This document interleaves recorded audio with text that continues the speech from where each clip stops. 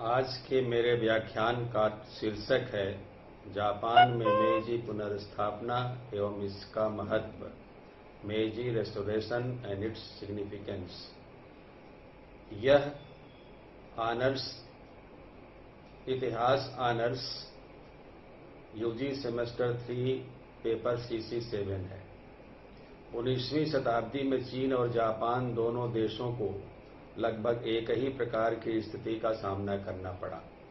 पश्चिम के देशों का दोनों पर समान रूप से दबाव पड़ा, जिसके परिणाम स्वरूप वे पश्चिम के देशों से इस प्रकार की संधियां करने हेतु विवश हुए जो कदाचित चीन और जापान के लिए हितकर नहीं थीं, अपितु उनके विरोधी पश्चिमी देशों के अनुकूल थी।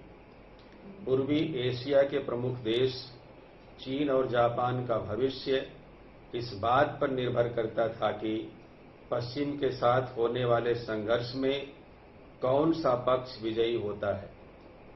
दोनों देशों ने इस संघर्ष का प्रत्युत्तर अपनी अपनी सामर्थ्य और क्षमता के अनुसार दिया।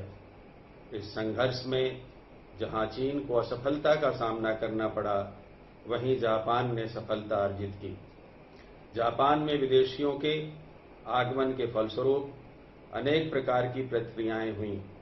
निसंदेह जापान में रूढ़िवादिता थी, जिसके कारण उन्होंने पश्चिम के देशों से होने वाले संपर्क को ग्रहण नहीं किया, किंतु उनका विरोध असफल रहा। जापान में ही एक दूसरा प्रगतिवादी दल था जिसने जापान के विकास तथा उत्थान के लिए पश्चिम के ज्ञान विज्ञान को अपनाने का आह्वान किया। उनकी मान्यता थी कि पश्चिम को पराजित करने का एकमात्र मार्ग उन्हीं के बताए मार्ग का अनुसरण करना है। जापान के लोगों को ज्ञान विज्ञान के साथ साथ उनकी भाषाओं को भी अध्ययन करना चाहिए, उनके आचार विचार सीखने चाहिए और उन्हीं की युद्ध कला का अनुसरण करना चाहिए, ताकि वे दृढ़ता के साथ विदेशियों का सामना कर सकें। जापान में राजनीतिक दल, पॉलिटिकल पार्टीज इन जापान में अन्य देशों की भांति कई राजनीतिक दल थे जो अपने अपने सिद्धांतों और नीतियों के अनुसार समय समय जापान की शासन व्यवस्था को संचालित करने के इच्छुक थे। इन राजनीतिक दलों में प्रमुख स्थान इरागाकी द्वारा स्थापित उदार दल लिबरल पार्टी था, जिसने बाद में राजनीतिक भाईचारे को जन्म दिया। काउंट ओकुमा ने प्रगतिशील दल की स्थापना की, जिसको नगर के बौद्धिक वर्ग का समर्थन प्राप्त था। जापान में एक ऐसा दल भी था जो जापान के पूर्णतया पश्चिमीकरण का समर्थक था। वह जापान को पूर्णतया एक आधुनिक देश बनाना चाहता था। इस बात के समर्थक जापान को पश्चिमी सभ्यता के रंग में ढालकर उनके पूर्व पश्चिमीकरण में विश्वास रखते थे। उन्हें पूर्ण विश्वास था कि जापान अपनी अद्भुत क्षमता के कारण ऐसा करने में सक्षम है। 1868 ईस्वी में मेइजी पुनर्स्थापना इसी प्रवृत्ति का परिणाम थी। शोगुन के शासन का विरोध, अपोजिशन ऑफ शोगुन रूल। जिस समय जापान पर पश्चिम के देशों का दबाव पड़ रहा था, उस समय वहां की राज्य व्यवस्था विलक्षण प्रकार की थी। मिकाडो अर्थात सम्राट राज्य का अध्यक्ष होता था, किंतु उसके अधिकार अत्यंत सीमित थे। वह क्योटो में एकांतवास करता था। अतः राज्य का वास्तविक शासक शोगुन था। वस्तुतः यह स्वीकार किया जाता था कि शोगुन मिकाडो का प्रतिनिधि है, किंतु राज्य की समस्त महत्वपूर्ण शक्तियों पर अधिकार होने के कारण उसके महत्व में अत्यधिक वृद्धि हो गई थी। 1853 ईस्वी में जब जापान का द्वार खुला, तब विदेशियों ने मिकाडो के स्थान पर शोगुन के साथ संधियां की, जो शोगुन की महत्वपूर्ण स्थिति की परिचायक हैं। जापान में विभिन्न कुलों के सामंत थे जो पर्याप्त शक्तिशाली थे परंतु शोगुन के पद पर तोकुगावा के सामंतों का अधिकार था। दूसरे सामंत जैसे चोसु और सात्सुमा तोकुगावा के प्रति कोई आदर का भाव नहीं रखते थे, इसे इस पद से हटाने में रुचि रखते थे। जापान में तोकुगावा शोगुन की स्थिति उस समय और भी दुर्बल हो गई जब वहां विदेशियों ने प्रवेश करके अपने पैर जमाने चाहे। इससे विरोधी सामंतों को कुल मिलाकर शोगुन को पदच्युत करने का स्वर्णिम अवसर प्राप्त हुआ। जापान द्वारा विदेशियों को देश में प्रवेश की आज्ञा दिए जाने और उनसे संधि करने के कारण विदेशियों के विरुद्ध एक ऐसी भावना फैली जिसके कारण स्थान स्थान पर हिंसात्मक विद्रोह फूट पड़े। धीरे धीरे यह आंदोलन उग्र रूप धारण करता गया और अंत में इसने एक राजनीतिक स्वरूप ग्रहण किया और यह मांग करना प्रारंभ कर दिया कि राज्य की समस्त शक्तियां मिकाडो को दी जाए और शोगुन को पदच्युत कर दिया जाए।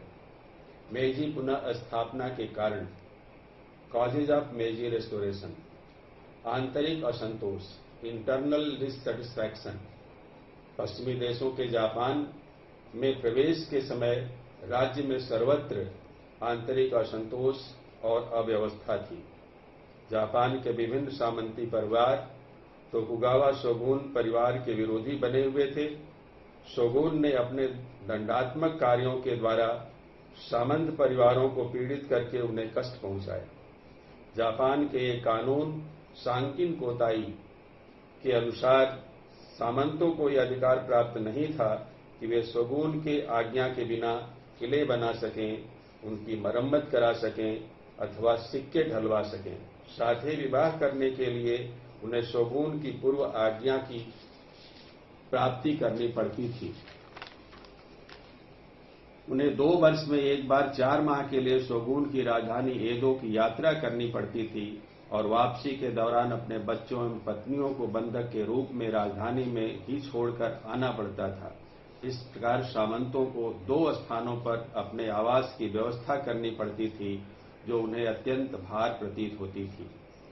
नौकरियों में पक्षपात, पार्शियलिटी इन सर्विसेज। शोगुन की नीति पक्षपातपूर्ण थी। राज्य के ऊंचे और महत्वपूर्ण पद केवल तोकुगावा सामंत के वर्ग के लोगों को दिए जाते थे। अन्य सामंत वर्ग के लोगों को योग्यता और क्षमता के बाद भी इन पदों पर नियुक्ति नहीं किया जाता था। शोगुन के इस भेदभावपूर्ण नीति के कारण चोसु, सात्सुमा व तोसु सामंत वर्ग के लोग उससे अत्यंत क्रोधित थे और चाहते थे कि शोगुन को पदच्युत कर दिया जाए। समुराइयों का विरोध, अपोजिशन ऑफ समुराई। शोगुन शासन में अन्य सामंत परिवारों का पर्याप्त आर्थिक उत्पीड़न किया गया, जिसके कारण उनकी आर्थिक दशा उत्तरोत्तर दयनीय होती गई। फलतः उन्होंने अपने समुराई सैनिकों को सेवा से हटा दिया ताकि वे आर्थिक दबाव से बच सके। बेरोजगार हो गए समुराई सैनिकों में असंतोष उत्पन्न हो गया। समुराई सैनिकों ने लूटमार, चोरी व डकैती आदि करना प्रारंभ कर दिया, जिससे देश में असुरक्षा का साम्राज्य व्याप्त हो गया। वे किसी भी स्थिति में तोकुगावा शासन को पद पर देखने को तैयार नहीं थे, तुरंत परिवर्तन के इच्छुक थे। व्यापारिक वर्ग का उदय, राइज ऑफ मर्चेंट क्लास। 19वीं शताब्दी में जापान के व्यापार और उद्योग धंधों का अत्यधिक विकास हुआ, जिसके कारण समाज में एक नवीन वर्ग का उदय हो रहा था। नवीन व्यापारिक वर्ग के पास धन और बुद्धि दोनों का अभाव नहीं था। अक्सर सामंत वर्ग के लोग अपनी आवश्यकताओं की पूर्ति के लिए इन व्यापारियों से पैसा उधार लिया करते थे, परंतु जहां तक जापानी समाज में स्थिति का प्रश्न था, सामंत वर्ग को उच्च स्थान प्राप्त था, जिसके कारण व्यापारी वर्ग इनसे ईर्ष्या करता था। अपनी हीन स्थिति को समाप्त करने के लिए वे जापान में सामाजिक बदलाव के इच्छुक थे। कृषक वर्ग में असंतोष, dissatisfaction of peasant class. Japan का कृषक वर्ग करों की अत्यधिक बोझ से लदे होने के कारण अपने वर्तमान स्थिति से संतुष्ट नहीं था। सामंती व्यवस्था और करों के बोझ से उसकी दशा दिन प्रतिदिन दयनीय होती जा रही थी। साथ ही पश्चिमी सभ्यता के संपर्क के कारण उनमें जागृति आ रही थी। अतः उन्होंने स्थान स्थान पर विद्रोह करने प्रारंभ कर दिए थे। वे शोगुन व्यवस्था को उखाड़कर अपने सुख और समृद्धि में वृद्धि करना चाहते थे। अतः यह स्पष्ट है कि जापानी समाज अपनी वर्तमान स्थिति से संतुष्ट नहीं था। वे शोगुन व्यवस्था को इसके लिए उत्तरदायी मानता था और उससे छुटकारा प्राप्त करना चाहता था। अन्य सामंतों द्वारा शोगुन का विरोध, opposition of shogun by other feudals. पश्चिम के देशों के जापान में प्रवेश से उत्पन्न खतरे से छुटकारा प्राप्त करने के लिए अन्य सामंतों ने शोगुन व्यवस्था को समाप्त करने के प्रयास प्रारंभ किए। उनका मानना था कि जापान की दुर्दशा का मूल कारण शोगुन व्यवस्था की दुर्बलता और अदूरदर्शिता है। अतः इसका समाप्त किया जाना नितांत आवश्यक है। उन्होंने सम्राट को भी अपनी गतिविधि का केंद्र बनाया। अपने उद्देश्य की पूर्ति हेतु उन्होंने नारा लगाया, बर्बरों को निकालो, शोगुन को पदच्युत करो तथा सम्राट की शक्ति में वृद्धि करो। Quit the barbarians, suspend the shogun and improve the power of king. वास्तव में उनका मंतव्य सम्राट की शक्ति को बढ़ावा न होकर अपनी शक्ति को सुदृढ़ करना था, ताकि वे शोगुन की शक्ति को कुचलकर अपनी अस्तित्व सुरक्षित रख सकें। विदेशियों के विरुद्ध तीव्र भावना, intense feeling against the foreigners. धीरे धीरे जापान में विदेशियों के विरुद्ध भावना जोर पकड़ती गई। सामंतों ने इन भावनाओं को बढ़ाने में पूर्ण सहयोग किया। चोसु सामंतों के अत्यधिक प्रभाव के कारण सम्राट ने शोगुन को यह आदेश दिया कि वह सभी विदेशियों को देश से निष्कासित कर दे। शोगुन सम्राट के आदेश का पालन करने में अपनी असमर्थता व्यक्त किया। चोसु कुल ने स्वयं विदेशियों को जापान से निकालने का प्रयास किया। 1863 ईस्वी में एक अमेरिकी जहाज चोसु सामंतों ने नष्ट कर दिया। प्रत्युत्तर में अमेरिका ने जापान के 2 जहाजों को डुबो दिया। अमेरिका को फ्रांस और हालैंड का समर्थन प्राप्त हो जाने से जापान को पर्याप्त हानि उठानी पड़ी। इसी समय एक अन्य घटना घटी, जिसमें सात्सुमा सामंतों के कुछ समुराई सैनिकों ने एक अंग्रेज रिचर्डसन की हत्या कर दी, जिससे ब्रिटिश सरकार ने शोगुन से क्रोधित होकर 1 लाख पाउंड क्षतिपूर्ति की मांग की। 7 अंग्रेजी जहाजों ने आक्रमण कर एक जापानी जहाज को डुबो दिया। परिणाम स्वरूप जापानियों और अंग्रेजों के परस्पर संबंध अत्यंत खराब हो गए। चोसु सामंतों और शोगुन सामंतों में संघर्ष, conflict between Choshu and shogun nobles. Choshu सामंतों एवं सात्सुमा सामंतों को विदेशियों के साथ संघर्ष में मुंह की खानी पड़ी थी, जिसके कारण वे अपनी दुर्बलता को स्वयं अनुभव करने लगे थे। अतः अंग्रेजों ने अपनी सेना को पुनर्संगठित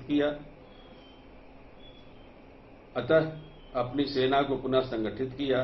सेना में सामान्य भर्ती की गई। अब तक सैनिक कार्यों का उत्तरदायित्व केवल समुराई सामंतों पर था। अतः यह जापान की परंपरा के विरुद्ध बात थी। इस घटना ने जापान में जनता और सामंतों को बराबर के स्तर पर ला दिया था, जो सामंतों के अंत की सूचक थी। शोगुन ने चोसु का दमन करने के लिए एक विशाल सेना के साथ चढ़ाई कर दिया। शोगुन पर विदेशी प्रभुत्व बढ़ जाने के कारण उसे किसी अन्य सामंत का समर्थन प्राप्त नहीं था। अतः चोसु के विरुद्ध शोगुन को पराजय का मुंह देखना पड़ा। मेइजी शासन की पुनः स्थापना, रेस्टोरेशन ऑफ मेइजी रूल। 1867 ईस्वी में केइकी तोकुगावा वंश का नया शोगुन बना। वह सबके सहयोग से शासन कार्य को संचालित करना चाहता था। उसने कई क्षेत्रों में महत्वपूर्ण सुधार करके जापान में अपनी स्थिति को सुदृढ़ करने का प्रयास किया, जिसके कारण चोसु और सात्सुमा सामंतों ने उसका तीव्र विरोध प्रारंभ किया, क्योंकि वे शोगुन को पदच्युत करना चाहते थे। इस बीच फरवरी 1867 ईस्वी में सम्राट कोमोई की मृत्यु के बाद मुत्सुहितो उसका उत्तराधिकारी बना। नए सम्राट पर चोसु और सात्सुमा सरदारों ने अपना प्रभुत्व जमा लिया। और सम्राट की शक्ति की पुनः स्थापना की घोषणा कर दी और सम्राट ने मेइजी शानदार स्प्लेंडिड उपाधि धारण किया। इस घटना को जापान के इतिहास में मेइजी पुनः स्थापना के नाम से जाना जाता है। मेइजी पुनः स्थापना 1868 ईस्वी में शांतिपूर्ण ढंग से संपन्न हुई। जापान में पुनः स्थापना का महत्व, significance of restoration in Japan. Meiji पुनः स्थापना जापान के इतिहास की अत्यंत महत्वपूर्ण घटना है। आधुनिक जापान का निर्माण भी पुनः स्थापना काल से ही प्रारंभ होता है। जापान में सामंती प्रथा का अंत हो गया। जापान को विदेशी शासन के चंगुल से मुक्त करने का श्रेय भी पुनः स्थापना को जाता है। इसके कारण ही जापान में राष्ट्रीयता की भावना का विकास हुआ। जापान का औद्योगिक विकास, आंतरिक व्यवस्था में परिवर्तन और सैन्य शक्ति में वृद्धि पुनः स्थापना की ही देन है। पुनः स्थापना के फलस्वरूप जापान की प्रशासनिक व्यवस्था सुदृढ़ हो गई। संसद का गठन और संविधान का निर्माण इसकी प्रमुख उपलब्धियां कही जा सकती हैं। जापान की जनता को अनेक अधिकार प्राप्त हुए। विदेशियों से पुनः स्थापना के कारण जो जापानियों का संपर्क स्थापित हुआ, उसके कारण वे पश्चिम के ज्ञान विज्ञान के काफी समीप आए और उन्हीं की परंपराओं और तौर तरीकों को अपनाकर तेजी से आधुनिकता की ओर जापान अग्रसर हुआ और शीघ्र ही जापान की गणना एशिया के महत्वपूर्ण राष्ट्रों में की जाने लगी। Thank you.